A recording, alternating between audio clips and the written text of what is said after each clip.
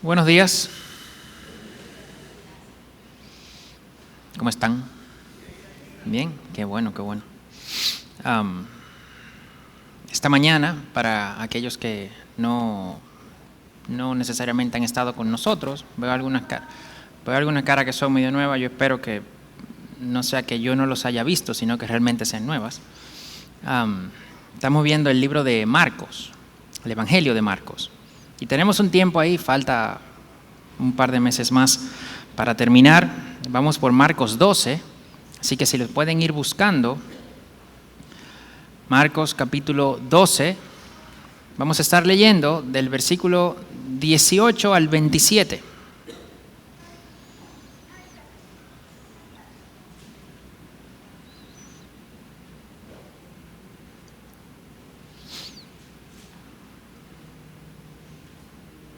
Del 18 al 27. Si ya lo encuentran, vamos a leer. ¿Todos lo tienen? Amén. Bien. Versículo 18. Marcos 12. Dice así: algunos saduceos, los que dicen que no hay resurrección, se acercaron a Jesús y le dijeron: Maestro, Moisés nos dejó escrito, si el hermano de alguien muere y deja mujer y no deja hijo, que su hermano tome la mujer y levante descendencia a su hermano. Hubo 7 hermanos y el primero tomó esposa y murió sin dejar descendencia. El segundo la tomó y murió sin dejar descendencia, y así mismo el tercero, y así los 7, sin dejar descendencia. Y por último murió también la mujer. En la resurrección, cuando resuciten, ¿de cuál de ellos será mujer? Pues los 7 la tuvieron por mujer. Jesús les dijo: ¿no es esta la razón por la que están ustedes equivocados, que no entienden las Escrituras ni el poder de Dios? Porque cuando ellos resuciten de entre los muertos, ni se casarán ni serán dados en matrimonio, sino que serán como los ángeles en los cielos. Y en cuanto a que los muertos resucitan, ¿no han leído en el libro de Moisés, en el pasaje sobre la zarza ardiendo, cómo Dios le dijo: yo soy el Dios de Abraham y el Dios de Isaac y el Dios de Jacob? Él no es Dios de muertos, sino de vivos. Ustedes están muy equivocados. Padre, te damos gracias por tu palabra. Te damos gracias por el momento que tú nos regalas esta mañana de adentrarnos en ella, Señor. Te pedimos que tú puedas iluminarnos, que puedas guiarnos, Señor, en este análisis, en esta explicación, en este estudio, y que tu Espíritu pueda hablar a nuestros corazones. Que salgamos de aquí con una nueva esperanza, con una esperanza fortalecida, con una esperanza crecida en tu poder, en tus promesas que vemos en tus Escrituras. En el nombre de Jesús. Amén y amén. Vamos a dar un pequeño recuento antes de entrar directo en el pasaje, ¿verdad? Estamos en el tercer día de la última semana de la vida de Jesús, ¿verdad? Algunos entienden que esto es martes, otros entienden que es miércoles. No vamos a discutir por eso, no tenemos que complicarnos ahí, ¿verdad? Pero o es martes o es miércoles, estamos en el tercer día de la última semana de la vida de Jesús. Todavía estamos en el templo y sus alrededores, ¿verdad? Jesús entró en la ciudad, fue aclamado por las multitudes, ¿verdad? Lo que se conoce como el Domingo de Ramos, que para algunos es el lunes de Ramos. Luego entra y limpia el templo, ¿verdad? Todos estos mercaderes que estaban ahí, y limpia el templo. Esto provocó, claro, que las máximas autoridades, ¿verdad?, políticas y religiosas de la ciudad, pues fueran a confrontarlo. Y envían una comisión oficial, ¿verdad?, compuesta de, básicamente, una representación del Sanedrín, que era la autoridad máxima judía en ese momento. Y esta comisión, ¿verdad?, pues va ahí como un ataque y luego otro ataque y luego otro ataque y luego otro ataque, tratando de atrapar a Jesús, ya sea haciéndolo decir o hacer algo que le complicara la vida con los romanos, ¿no?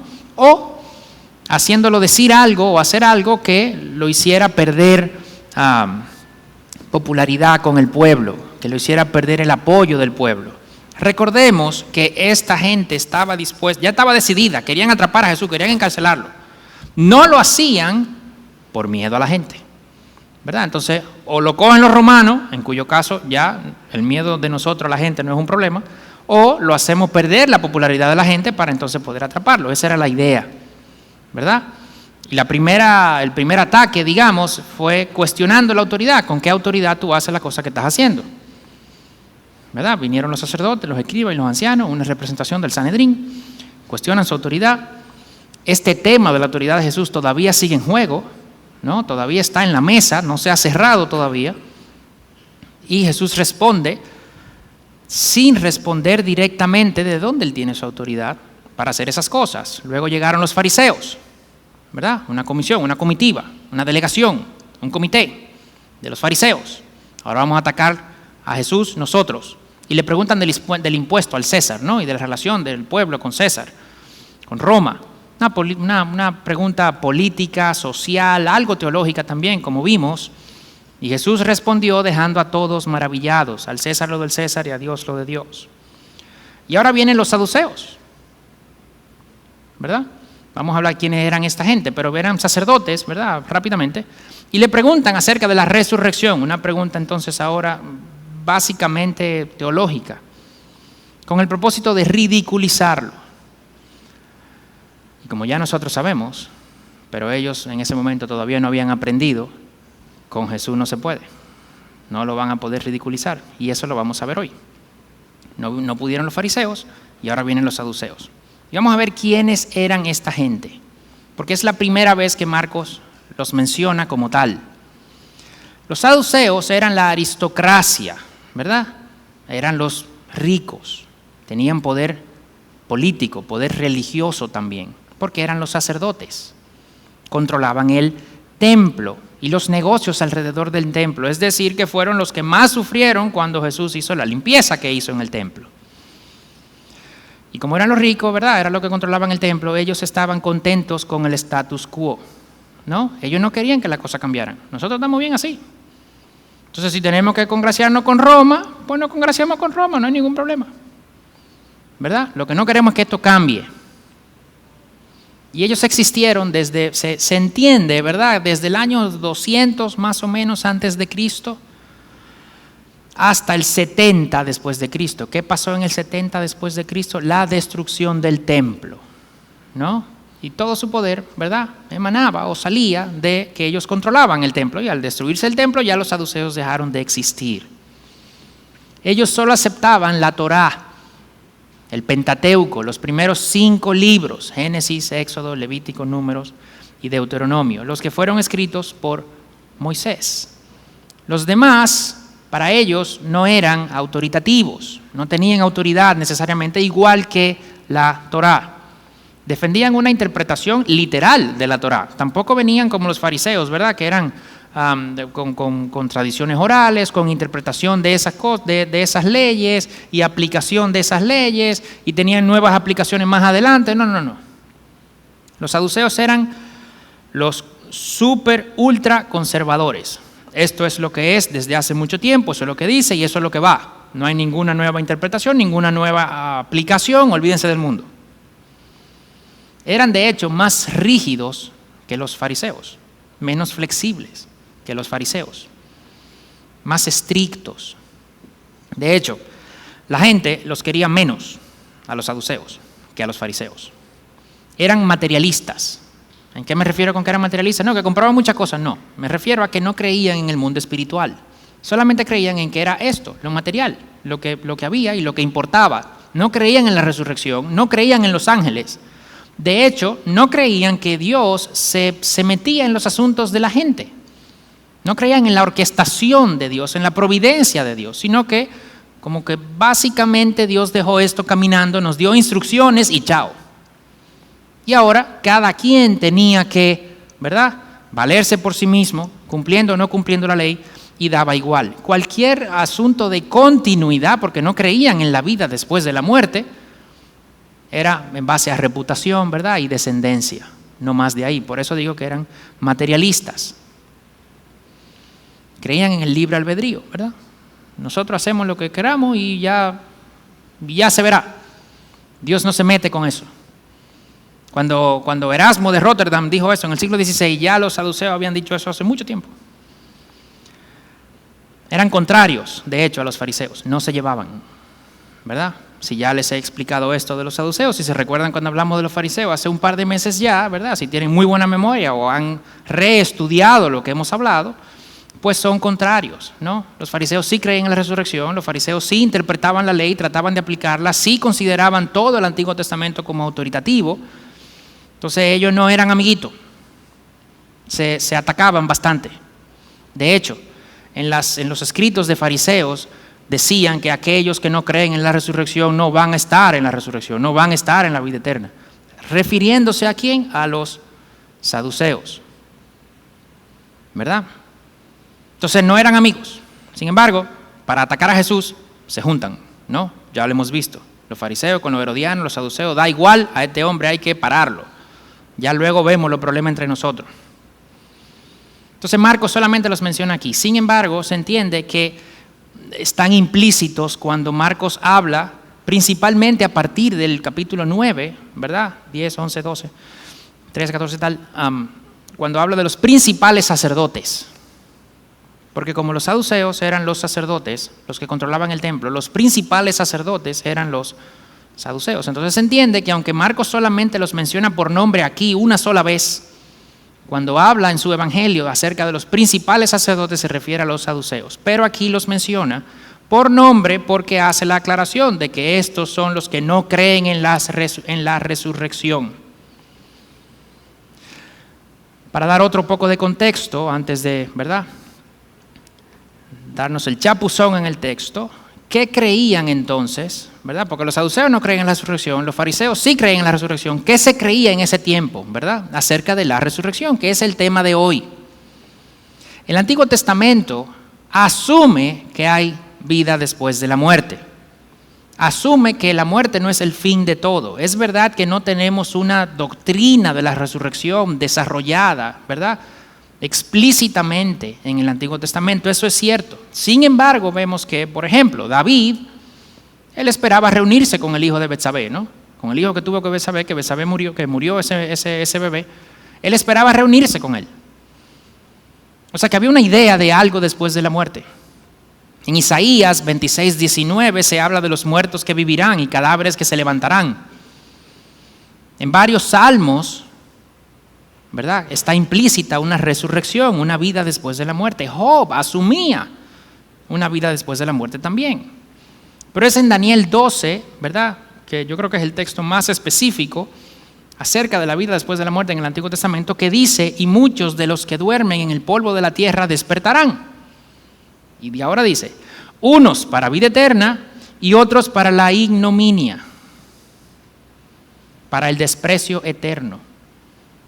O sea, Daniel está diciendo ahí que habrán algunos que van a ir a un sitio, vida eterna, ¿verdad?, un sitio bueno, y otro a un sitio malo.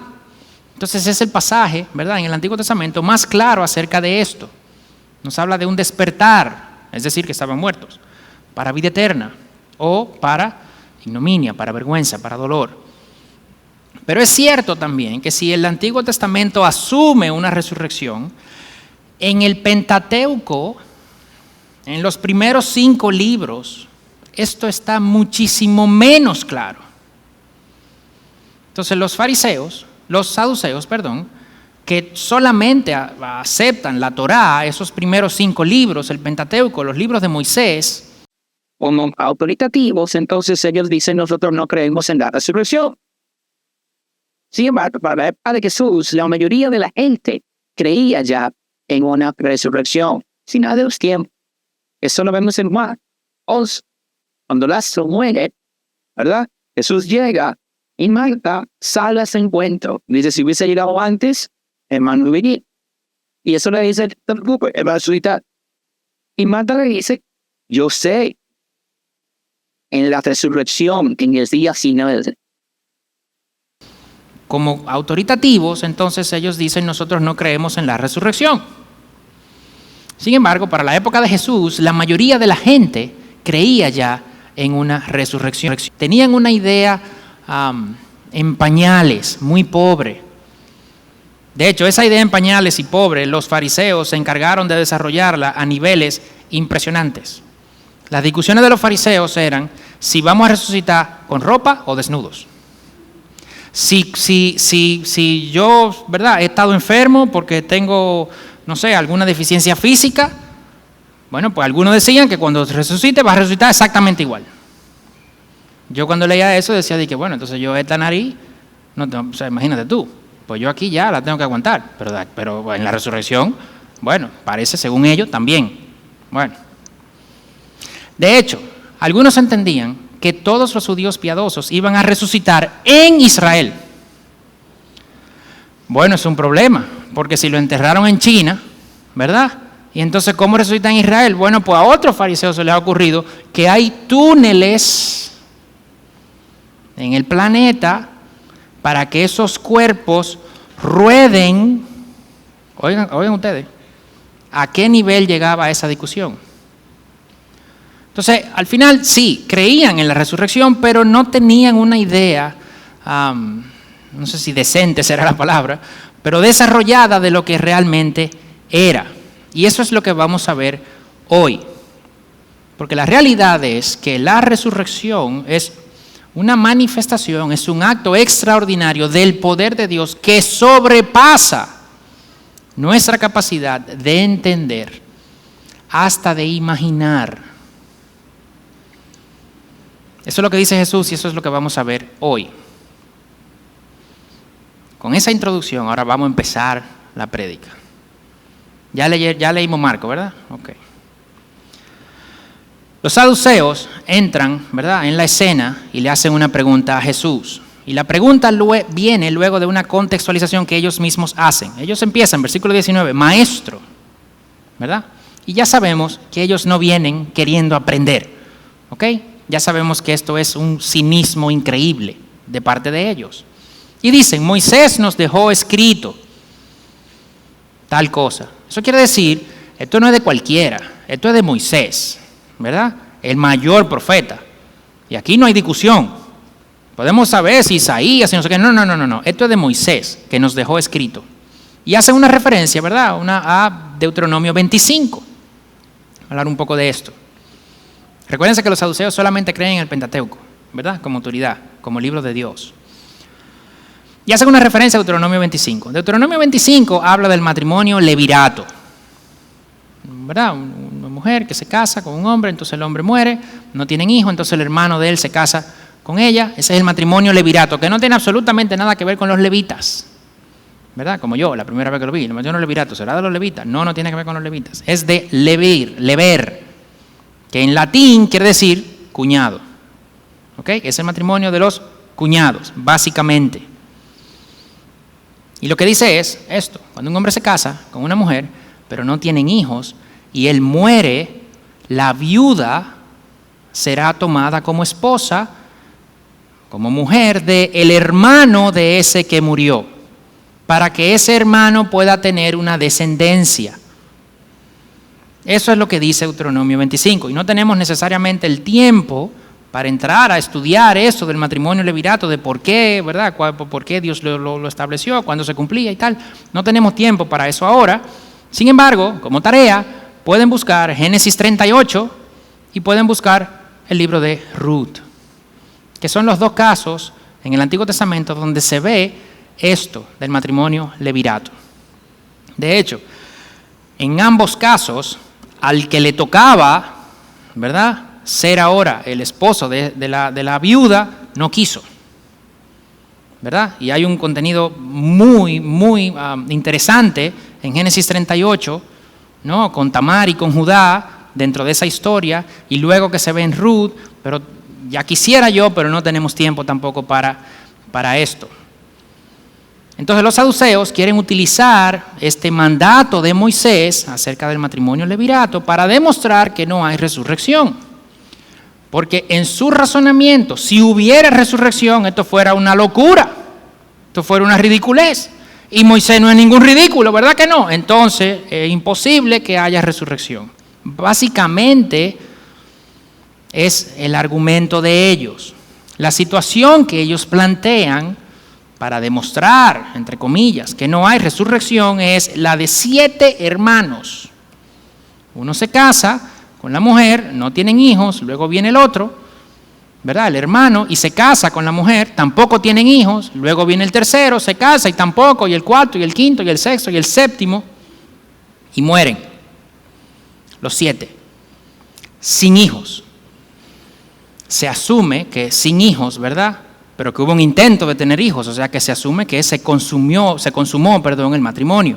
Fue un matrimonio consumado con los 7, tuvieron relaciones sexuales los 7 con ella. Y luego, algunos pensarán que para la paz de los suegros se muere la mujer también, ¿verdad? Y la ilustración no es necesariamente tan mala porque, ¿verdad? Si con alguno de repente hubiera tenido hijos, ¿verdad? En una supuesta resurrección, según los saduceos, bueno, pues pudiese haber dicho, espérate, fui yo que tuve hijo con ella, o sea que cuando resucitemos soy yo que me quedo con ella, pero en este caso ninguno tuvo hijo con ella. Entonces no hay ninguno de ellos que pueda decir, espérate, yo tengo más derecho que tú sobre ella en la resurrección, o sea que el caso no está tan locamente planteado. Entonces, plantean el caso, 7 hermanos mueren sin hijos, muere ella, y entonces ahora dicen, en la resurrección, cuando resuciten, imagínense, ¿verdad? Ustedes pueden oler el cinismo ahí, ¿eh? En la resurrección, cuando resuciten, ¿verdad? Según tú, hay resurrección. Cuando estas 8 gentes resuciten allá, el lío que va a haber ahí. Entonces no puede ser que haya resurrección porque eso es una ridiculez y Moisés no es ningún ridículo y fue Moisés que mandó el tema ese del matrimonio levirato. Entonces si Moisés lo hubiera mandado, hubiese habido una solución, pero no hay. Eso quiere decir que Moisés no pudo haber creído en la resurrección. Eso es una ridiculez. En la resurrección, cuando resuciten, pues imagínate tú, ¿de quién es que ella va a ser mujer? ¿Viste? Más o menos eso fue lo que ellos plantearon. De hecho, una nota entre paréntesis, en argumentación, ¿verdad? En lógica formal, este argumento, esto que ellos plantearon es lo que se conoce como un reductio ad absurdum. Vamos a reducir, vamos a llevar ese argumento tuyo a un absurdo. ¿Ok? Si asumimos eso como cierto, entonces vamos a llegar a la conclusión, a una conclusión que será contradictoria, que será ridícula, que será ilógica, que será imposible. Eso de hecho se usa mucho en contra del cristianismo, se usa mucho, los abogados usan mucho eso, en discusiones se usa mucho eso, discusión entre hermanos se usa mucho eso. Usamos mucho esta estrategia, ¿verdad? Sin necesariamente darnos cuenta que lo hacemos. El punto es que los saduceos quisieron llevar esta creencia en la resurrección al absurdo, al ridículo. Esto es imposible, esto no tiene sentido, esto es ilógico, esto no puede ser verdad. Y si demostraban que eso era así, y ya se sabía que Jesús creía en la resurrección, de hecho, no es que se sabía que Jesús creía en la resurrección, es que ya sabían que Lázaro había sido resucitado. Es impresionante que todavía estén hablando de eso, pero eso es un paréntesis que yo estoy haciendo.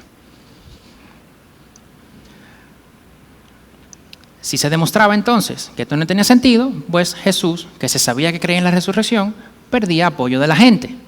Esa fue su intención, esa fue su estrategia, ese fue su plan y eso fue lo que quisieron hacer. Craso error. Porque no van a poder atrapar a Jesús.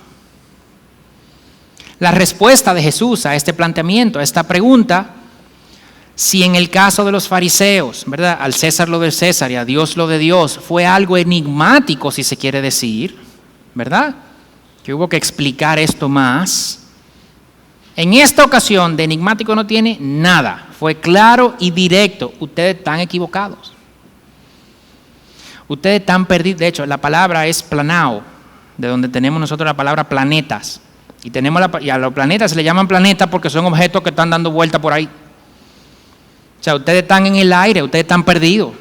Ustedes están deambulando por ahí, ustedes no saben dónde están. Están equivocados. Están mal.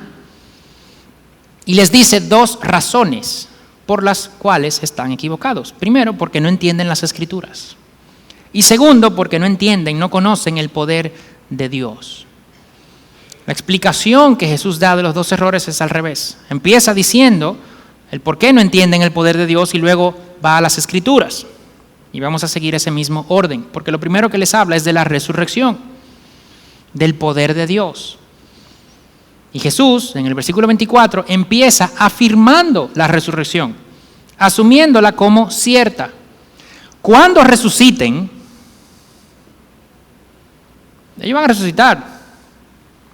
Ustedes están preguntando, cuando resuciten, y Jesús está diciendo, no, cuando resuciten. That's a fact. Eso es un hecho. Eso va a pasar. Empieza afirmándola, con firmeza, con seguridad. Espérenlo. Eso va a pasar. Cuenten con eso. Y les aclara, de hecho, que es una resurrección de entre los muertos. Cuando resuciten de entre los muertos. Van a estar muertos y van a volver a la vida. Hasta aquí, digamos que Jesús está en contra de los saduceos, pero de acuerdo con los fariseos. ¿Verdad? Porque los fariseos sí creen en la resurrección. Entonces Jesús empieza diciendo, cuando resuciten de entre los muertos, porque van a resucitar, me imagino que si habrá algún fariseo ahí, tú dices, ¿viste? Nosotros estamos bien, ustedes están mal. El maestro de Galilea está con nosotros, por lo menos. Nos ridiculizó hace un rato, eso es verdad. Pero ustedes están terribles. A nosotros no nos dijeron, ustedes están equivocados, y de hecho termina diciendo, están muy equivocados. Sin embargo, lo que Jesús sigue diciendo despega su posición de la de los fariseos un montón también. Porque Jesús describe el estado post-resurrección como algo muy diferente a lo que tenemos aquí. Los saduceos estaban negando la resurrección porque ellos, básicamente, igual que los fariseos, pero en otro sentido, estaban amarrando el poder de Dios a lo que ellos conocían. Bueno, tenemos ropa, vamos a resucitar con ropa, estamos enfermos, vamos a resucitar. Ellos no se imaginaban otra cosa. Y los saduceos decían, bueno, al final aquí la gente se muere y punto, en el Pentateuco eso no está. Bueno, pues entonces tampoco será, y ya. Si se casan aquí, bueno, pues seguirán allá. Pero como eso es una ridiculez, imagínate tú, la resurrección tampoco. Pero Jesús dice, no, espera. Es que cuando resuciten, ni se casarán, ni se darán en matrimonio. Eso que es básico para ustedes aquí, no es allá. Serán como los ángeles. No dice que seremos ángeles. ¿Ok? Eso suena bonito, ¿verdad? Yo he oído gente que principalmente cuando un niño lamentablemente muere, no, hay un ángel más en el cielo. A ver, no entremos en la discusión de si está en el cielo o no está en el cielo, pero ángel no es, porque Jesús está diciendo, no, serán como los ángeles. Hay que ver en qué sentido, pero no está diciendo que seremos ángeles. Y en este caso está diciendo que seremos como los ángeles, que ellos no se dan en matrimonio.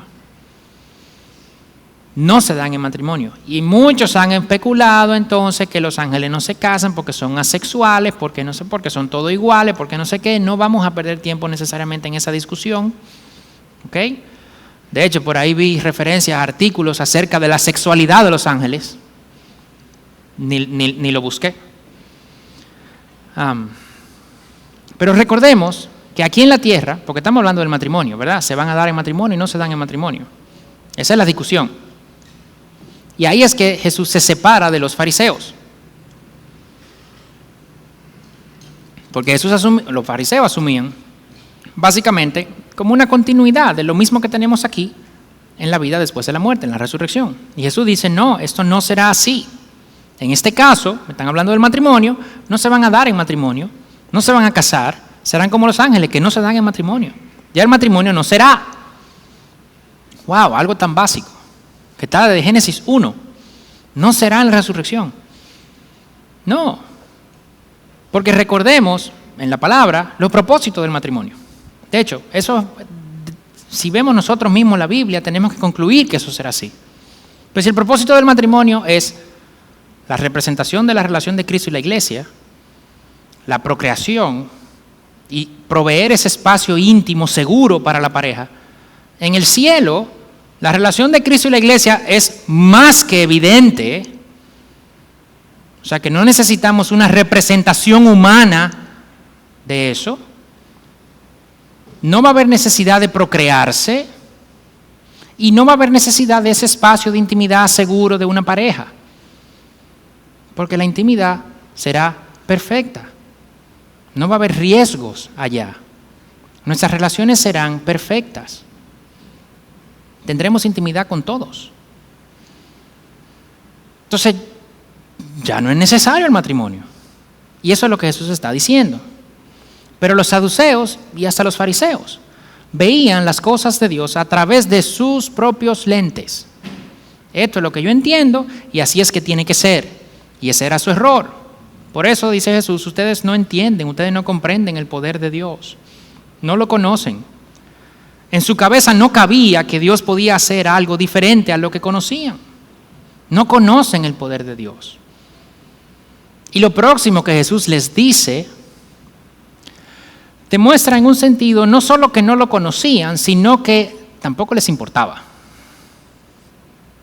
Porque de los dos errores, ¿verdad? Ya señaló el primero, no conocen el poder de Dios. Y ahora vamos con el otro. Tampoco conocían las Escrituras. Y Jesús usa el mismo Pentateuco, lo mismo libro de Moisés. Y en esto no cualquier pasaje, sino Éxodo 3. Imagínense los saduceos en este caso, al recibir esta acusación, ustedes no conocen las Escrituras. En el libro de Moisés, en el pasaje del Éxodo, no tenía necesariamente ese nombre, pero en el pasaje de la zarza, de lo más famoso, ahí, ese es el versículo, ese es el pasaje que Jesús utiliza para demostrarles a ellos que no conocían las Escrituras. Algo muy duro para los saduceos, que se decían ser maestros, que se decían que estos eran los libros que ellos conocían, que era lo único que tenían autoridad. Y Jesús dice, ustedes no conocen la Escritura. Se lo voy a demostrar. Ahí, en el pasaje de Moisés, en el de la zarza, ahí está. ¡Pum! Lo que ustedes dicen que conocen, ni eso lo conocen. Él no fue a Daniel, no fue a Isaías, no fue a los Salmos. Porque si hubiese ido a esos, los saduceos hubiesen dicho, no, pero esos no son autoritarios, esos no son autoritativos. Entonces Jesús va al libro de Moisés, Éxodo 3. Este es el pasaje que Moisés, ¿verdad?, está apacentando las ovejas de su suegro y entonces se encuentra con un arbusto, una zarza que está ardiendo y no se consume y Dios le habla desde la zarza y lo manda a quitarse las sandalias. Cuando Moisés se acerca dice, wow, quítate las sandalias, porque el lugar es santo, resaltando la santidad de Dios. Y luego se identifica como el Dios de Abraham, de Isaac y de Jacob. Entonces Jesús usa este pasaje para demostrar a los saduceos que hay vida después de la muerte para los hijos de Dios, que Dios se identifica como el Dios de Abraham, de Isaac y de Jacob. Para cuando esto sucedió, para cuando esta conversación de Moisés y Dios sucedió, ¿verdad?, Jacob tenía más de 400 años muerto. Abraham tenía más de 500 años muerto, casi 550 años muerto. Ellos iban lejos. No que tenían 500 años viviendo, no, que tenían 500 años de muerto. O sea, que si los 3 días de Lázaro eran suficientes, 500 años de Abraham muerto, 400 años de Jacob muerto. Y Dios se identifica como el Dios de ellos. Algunos entienden que Jesús utilizó este pasaje, ¿verdad?, porque Dios dice, yo soy el Dios de, un verbo presente, ¿verdad? Algunos comentaristas usan esto. Sin embargo, si tú te vas al original en el hebreo, o incluso al original en el pasaje de Marcos, el verbo soy no está. Dios se identifica, yo, el Dios de Abraham, Isaac y Jacob. El verbo está implícito, pero no está ahí. Entonces muchos dicen que no es necesariamente que como el verbo está en presente, yo soy, eso significa que es ahora. No, Él se está identificando con Abraham, con Isaac y con Jacob está haciendo referencia a una relación de pacto de cientos de años atrás que todavía es válida. Y si tenemos una relación de pacto entre dos personas y hay uno que está muerto y no existe más y no importa, esa relación de pacto se acabó. Pero Dios no dice, yo soy el Dios de Israel. Dice, no, yo soy el Dios de Abraham. El pacto que yo tuve con Abraham todavía está vigente. ¿Por qué? Porque Abraham todavía está vivo. Isaac todavía está vivo. Jacob todavía está vivo. De hace 500 años que murió. Entonces, evidentemente, tiene que haber una resurrección. Y esto es lo que Jesús está llamando. Esta verdad es la que Jesús está llamando. Es un pacto por generaciones que no va a vencer. ¿Por qué? Porque esta gente no está muerta. Dice un comentarista, las promesas de Dios y su relación con los patriarcas y profetas no son rotas por la muerte. ¿Por qué? Porque ellos están vivos. Y por eso Jesús llama este pasaje. En el versículo 27 Jesús le dice a los saduceos, Él no es un Dios de muertos, sino de vivos. La expresión Dios de muertos no es un término apropiado para el Pentateuco. Lo que está diciendo es, ¿ustedes creen en el Pentateuco? Según ustedes, eso es lo único que vale. Bueno, pues está bien. En el mismo Pentateuco, ustedes me van a decir que Dios, que se dice ser Dios de Abraham, de Isaac y de Jacob, está reconociendo que Él es un Dios de muertos. No, evidentemente no. Es un Dios de vivos. Y eso Jesús los toma de las mismas escrituras, ¿verdad?, de Moisés.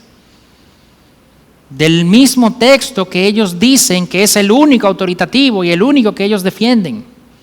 Y con eso les demuestra que están equivocados. Queriendo decir, si realmente entendieran las escrituras, si la entendieran de verdad, si la conocieran, en vez de buscar ustedes lo que ustedes quieren que la escritura diga, si ustedes realmente la entendieran como está ahí, ustedes verían que Dios no es un Dios de muertos y que aquellos que tienen una relación con Dios no pueden estar muertos. Porque Dios no es un Dios de muertos, sino un Dios de vivos. Por eso Jesús les dice, si ustedes conocieran la Escritura no estuvieran equivocados, pero no la conocen. Y versículo 27, están muy equivocados. Ustedes no están equivocados, no. Ustedes están muy equivocados. Jesús, el carpintero de Galilea, ¿verdad? El que no tiene las credenciales, el que no es el sacerdote, el que no es el discípulo de un fariseo famoso, el que no fue a las universidades y a las escuelas, el que no es de familia de renombre, el carpintero de Galilea, acaba de terminar una conversación con los saduceos diciéndoles, están muy equivocados. ¿Y tú sabes lo que ellos hicieron? Se callaron la boca. Porque tienes razón. No podían decir que no. De hecho, no lo vamos a ver hoy, pero el versículo 28, ¿verdad?, que lo veremos el domingo próximo, empieza diciendo que uno de los escribas reconoció que Jesús les había contestado bien. No hay forma. No hay forma. Decíamos el domingo no pasado, el antepasado, que fue el último que estábamos viendo Marcos, y lo pongo aquí, ¿verdad?, para recordar, que dice que los fariseos vinieron a probarlo. Y decíamos que muchas veces nosotros queremos también probar a Jesús. Nosotros también queremos venir muchas veces probando a Dios. No hagamos eso, no vamos a ganar. No vamos a ganar nunca. No vamos a ganar nunca. Entonces este es el tercer asalto, digamos, ¿verdad? Fue el primero acerca de la autoridad de Jesús con la que hacía las cosas. El segundo fue acerca del César y los impuestos y demás. Este es el tercer asalto, la tercera pregunta. Y el tercero terminó igual que los dos primeros. Una derrota humillante para los contrincantes de Jesús. A los fariseos les demostró, vamos a ver, ustedes están aceptando al César, ustedes son que tienen la moneda, dice, ¿verdad? Pásame un denario. ¿Y quién saca los denarios? Pues ellos mismos. Entonces ven acá, deja la hipocresía. Ustedes ya lo están aceptando y tienen razón en aceptarlo. Entonces no vengan, ¿para qué me siguen probando? No tiene sentido. La única fuente de autoridad legítima es Dios. Y Dios ha puesto esa autoridad porque Dios orquesta. Y en la providencia de Dios ahora Roma está controlando a Israel. Entonces ustedes lo saben. Ustedes ya lo están aceptando de facto, entonces no vengan ahora. Y ahora los saduceos les demostró que realmente no conocían ni el poder de Dios ni las Escrituras. Porque ellos pensaban en el poder de Dios como lo que nosotros podemos hacer, pero con esteroide. Lo que el hombre puede hacer, pero si es muy fuerte.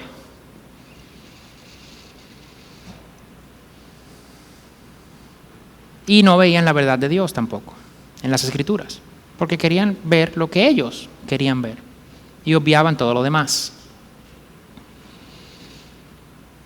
De hecho, aquí se demuestra, porque ellos conocían, y en verdad la conocían, pero conocían los mandatos, conocían la ley, pero no conocían al Dios que está detrás.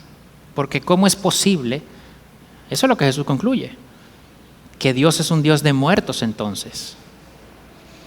Claro, porque cuando ellos iban a la palabra, ellos no iban para conocer a Dios, ellos iban para tratar de cumplir y de ganar puntos, ¿verdad? Cumpliendo una ley, lo que ellos querían hacer. Y no iban tratando de sacar lo que Dios quisiera o quería o hubiese querido que ellos sacaran. Un peligro, porque nosotros muchas veces hacemos eso también. Entonces Jesús les demuestra, con uno de los pasajes más famosos del Pentateuco, los libros que ellos consideran autoritativos, que ellos están equivocados.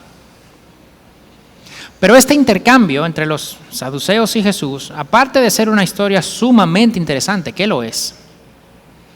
Yo creo que también nosotros podemos vernos a nosotros ahí y podemos sacar un par de aplicaciones y de lecciones para nosotros hoy. Yo creo que en primer lugar, nosotros podemos sacar algo que lo hemos mencionado antes, pero no podemos olvidar. Y lo primero es, si bien los saduceos eran materialistas, ¿verdad? No creían en ángeles, no creían en la vida después de la muerte y tal. Yo creo que algo como eso vemos en la cultura de hoy. Y nosotros no podemos olvidar que el cristianismo es algo sobrenatural. Dios, por definición, es sobrenatural. Está por encima de lo que nosotros entendemos como natural. En una cultura como la nuestra, en una cultura posmoderna, nosotros tendemos a valorar como real, como verdadero, ¿verdad?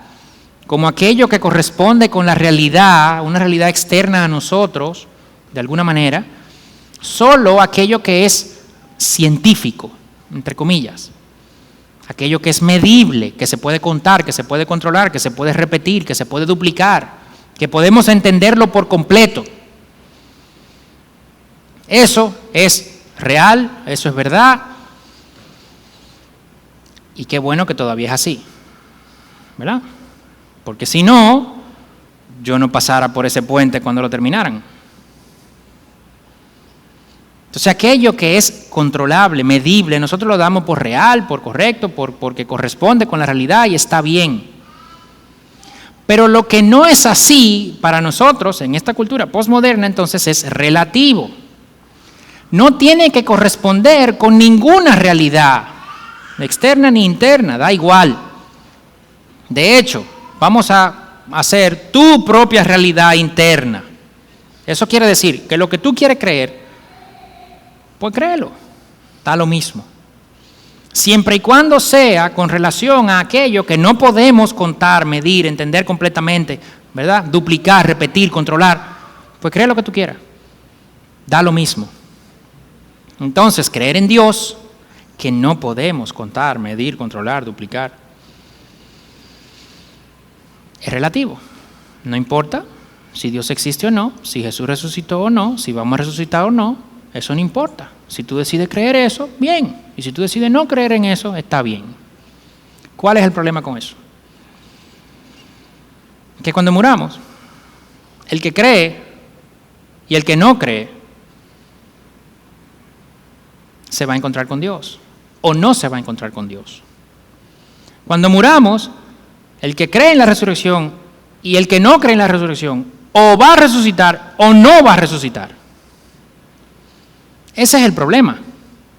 Que no es verdad que esas ideas o esas creencias, simplemente porque no sean científicas, ¿verdad? Y estoy oversimplifying, estoy simplificando esto bastante. Solamente porque no sean científicas, entonces no da igual. No, no da igual. Es mentira que da igual. Cualquier afirmación acerca de la realidad es o no es verdad. No importa si es una realidad, ¿verdad?, que podemos ahora mismo tocar, entender, contar, medir, o una, vamos a llamarle metafísica si quiere decirle.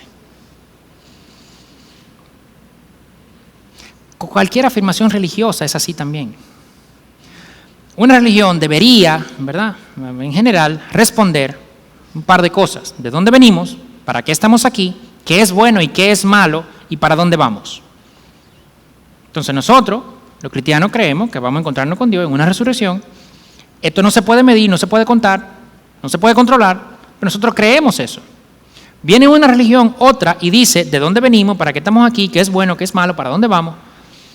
Y como es contradictoria con la mía, bueno, no importa, las dos son válidas. No, wait. Espérate un momentico. Podemos no darnos cuenta ahora, con nuestros sentidos, si lo quieres llamar, pero una de las dos está equivocada. Una de las dos está equivocada.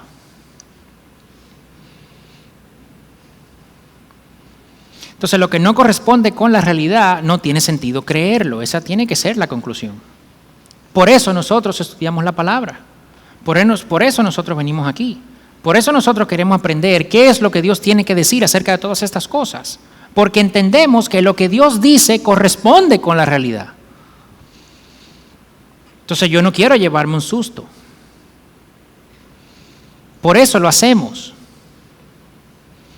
Y nosotros como cristianos creemos que Dios nos ha presentado una realidad innegable. Eso dice Romanos, que quienes la niegan es porque su corazón es necio. Dios existe, creó el mundo y luego el pecado hizo tanto problema que Dios tuvo que venir al mundo, hacerse hombre, morir en una cruz para pagar por ese pecado y resucitar entre los muertos en la persona de Jesús. Nosotros creemos eso es algo sobrenatural pero real. Corresponde con la realidad de que Dios existe, de que creó, de que Jesús vino, de que murió y de que resucitó. Así como la resurrección futura que Dios promete en su palabra. Es algo sobrenatural, pero será real, es verdadera. Seremos, de hecho, en realidad, de verdad, resucitados. Vamos a morir y luego vamos a despertar resucitados. Eso es una realidad. Y no tengamos ni miedo ni vergüenza en afirmar esto. Nunca. Nuestra cultura va a tratar de que nosotros nos sentamos, ¿verdad? Como que, bueno, esas son cosas tuyas, eso es para tu habitación, si tú quieres, eso es tu mente, tú no tienes que hacerme creer eso. Bueno, eso, tú vas a poder decir eso. ¿Tú sabes hasta cuándo? Hasta que te encuentres cara a cara con Dios. Porque eso va a pasar. De hecho, por eso es que tenemos que evangelizar. Pero ese es el primer punto.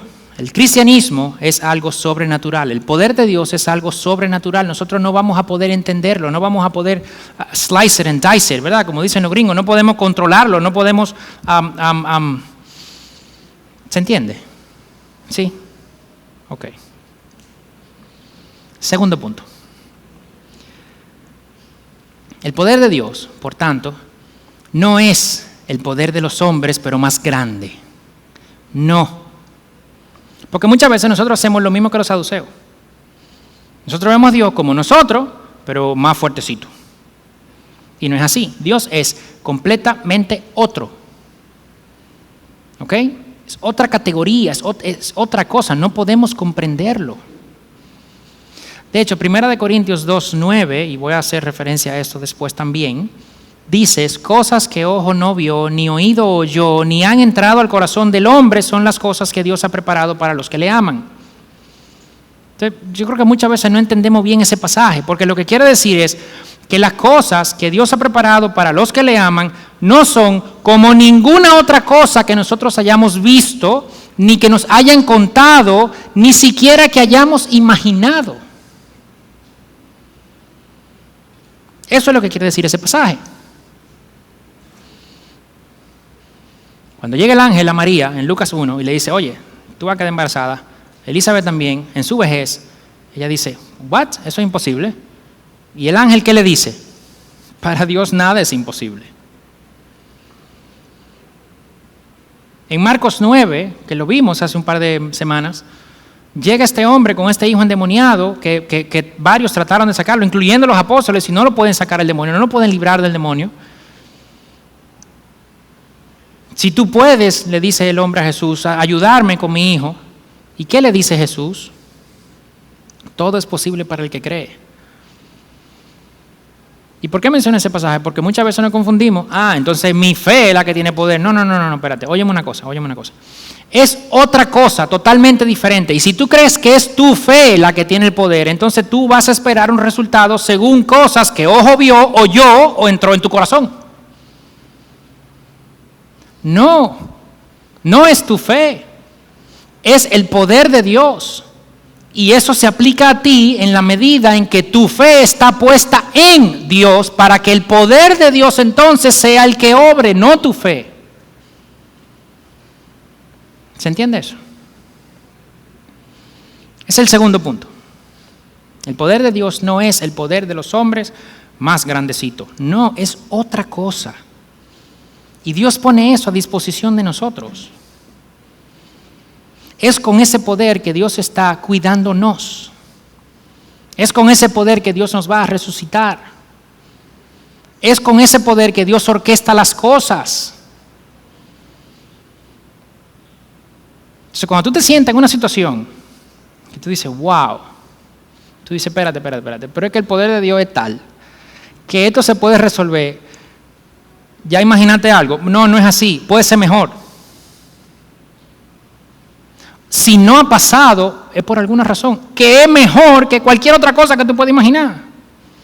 Entonces, ni te ponga a ver escenario. Confía.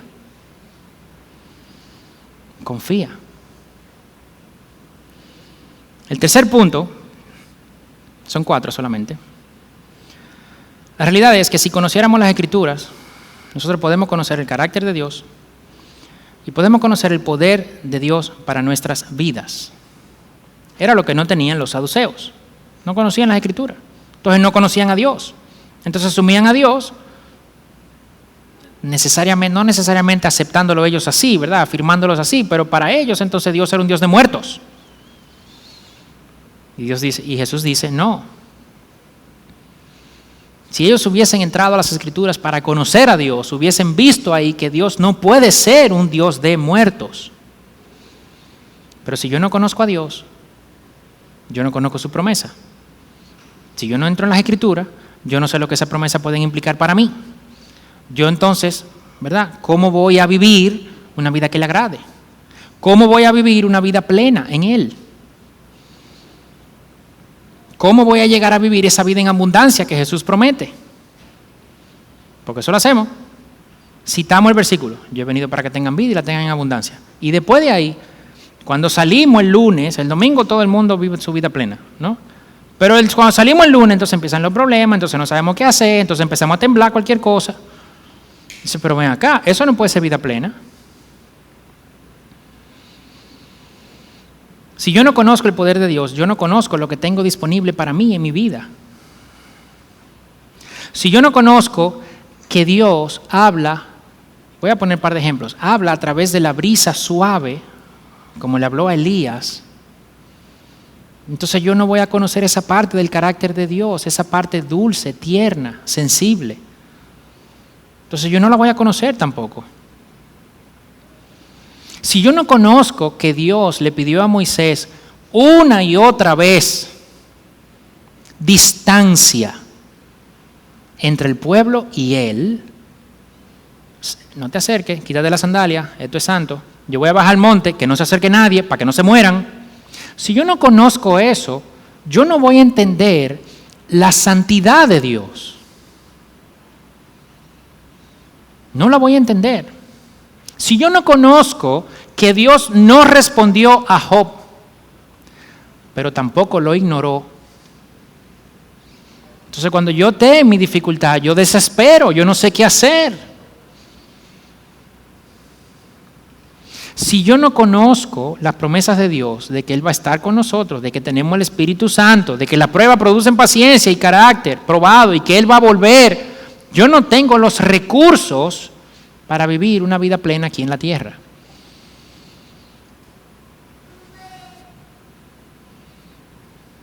Yo no voy a tener con qué enfrentarme a dificultades, a las pruebas, a los desastres naturales, a las dificultades económicas, a la pobreza, a la riqueza, a las traiciones, a las ofensas. No tengo cómo. No tengo cómo vivir una vida llena de esperanza. ¿Esperanza en qué? En que Dios es mi Salvador, ayer, hoy, mañana. Y yo puedo descansar en eso. Y por último, esa esperanza debe estar anclada en el Evangelio. Según las Escrituras, el poder de Dios nos tiene un cielo preparado para nosotros. El Evangelio, como hemos comentado con algunos de los nuevos miembros, ¿verdad? En la entrevista, que preguntamos, ¿qué es para ti el Evangelio? Y ellos responden, básicamente es una buena noticia, es un mensaje. ¿Cuál es la buena noticia? Que hay una solución para mi problema que no tenía solución, mi condenación, de la cual yo no me podía librar. Entonces Cristo llega y me libra de condenación. Él se hace hombre, Él muere en mi lugar, Él paga mi deuda, Él resucita asegurando mi resurrección a vida eterna si yo creo en Él. Ese es el Evangelio, esa es la buena noticia. Entonces yo moriré, pero Dios me va a resucitar, y me va a resucitar para vida eterna si yo puse mi fe en Él. Y me va a resucitar a un lugar, como vimos hoy, donde no habrá matrimonio, porque ya no será necesario. Muchos se preguntan, bueno, ahora que tú hablas del cielo, resurrección, que no habrá matrimonio, pero ¿cómo será el cielo? Yo le voy a decir, hermano, yo no tengo ni idea. Yo no tengo ni idea. Yo puedo imaginar cosas, pero si yo imagino algo, ya ese algo que yo imaginé ya entró en el corazón de hombre.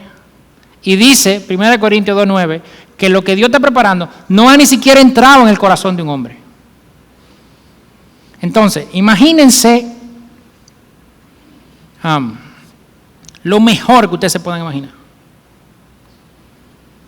Recuerden, lo mejor, de un momento, ¿verdad? De una relación, de un momento lindo con la pareja o con un amigo, lo que sea. Lo mejor. Bueno, ya eso ustedes lo vieron. Entonces, no puede ser eso porque ya ojo lo vio.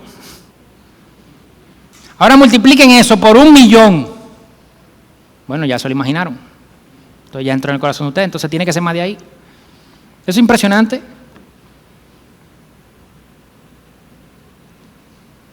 Bueno, pues entonces no vamos a conocer a nadie. No, yo no estoy diciendo eso, ¿ok? Yo creo que sí, que la Biblia nos da suficiente evidencia de que por lo menos nuestras relaciones seguirán, ¿verdad? Cuando vemos a Jesús glorificado, cuando vemos a David que espera a su hijo, a verlo allá. Cuando Pablo dice, no desesperen como aquellos que no tienen esperanza, por aquellos que ya durmieron. O sea, yo creo que la Biblia sí tiene evidencia para decir, por lo menos, que sí nos vamos a conocer allá. No vamos a estar dándonos en matrimonio, pero sí nos vamos a conocer allá. Y yo creo también que si bien yo no voy a estar casado con mi esposa, será una relación especial. ¿Ok? Eso es como una tendencia, ¿verdad?, del ser humano. Sin embargo, yo no puedo aseverar eso así. ¿Por qué? Porque eso entró en mi corazón, entonces yo no sé. Lo que yo sí sé es que va a ser algo extraordinario. ¿Y qué vamos a estar haciendo allá? Dice Apocalipsis que vamos a estar sirviendo a Dios. Entonces imagínense, el mejor trabajo. Bueno, en mi caso, ¿verdad? Le confieso, mi sitio favorito, ¿ok?, es detrás de una batería un domingo en la mañana. A mí me encanta estar aquí en el púlpito, ¿ok? Pero si lo confieso, mi sitio favorito es detrás de una batería un domingo en la mañana. Bueno, pues lo que será allá va a ser inimaginablemente mejor. Yo no sé si va a ser con una batería muy buena. Yo no sé si es porque yo voy a tocar muy bien. Yo no sé si es porque los músicos allá van a ser increíblemente buenos, en cuyo caso yo daré gloria a Dios porque yo soy increíblemente malo. Pero va a ser inimaginablemente mejor. Esa es nuestra esperanza, que nosotros vamos a resucitar, que Jesús lo afirmó, lo garantizó con su resurrección. Que nosotros vamos a ir a un lugar en la misma presencia de Dios que nosotros no podemos ni siquiera imaginar. Esa verdad, porque eso es una verdad, esa esperanza es la que nos tiene que sostener día a día. Es la verdad que nos lleva a vivir una vida para Dios. Es la que me permite lidiar con el pecado, con el mío y con el de otros. Es la que me permite, la que me lleva a mí a decir, no, yo quiero salir huyendo, yo no quiero seguir pecando porque yo voy para allá, me están esperando. Pero es también la que me permite, tú pecaste contra mí, no importa, tú sabes que porque nos están esperando allá, ya todo da igual. Es la que me tiene que llevar a evangelizar. ¿Por qué? Porque el que no ha puesto su fe en Cristo se pierde de eso. Es la que me lleva a conocer más a Dios. Simplemente porque mientras yo más lo conozco y yo más extraordinario lo veo,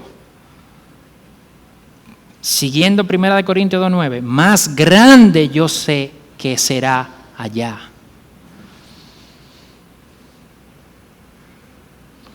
Pero si yo no lo conozco, si yo no me meto en las Escrituras, si yo no confío en su poder, si yo voy a las Escrituras sacando lo que yo quiero, yo no llego ahí. Pero si yo lo hago, yo pongo mi confianza en Él, ya yo sé que Él me está esperando, ya yo sé que su poder es extraordinario, que yo no puedo ni siquiera imaginar lo que Él está haciendo. Entonces, independientemente de lo que esté pasando, por más bien o mal que yo esté aquí, por más difícil que sea la situación, por más complicado que yo lo vea, yo sé, como dice una canción de Third Day, it's all right, it's okay. I won't worry about tomorrow. Yo no me voy a preocupar por mañana, porque it brings me one more day closer, porque me lleva un día más cerca. Da igual.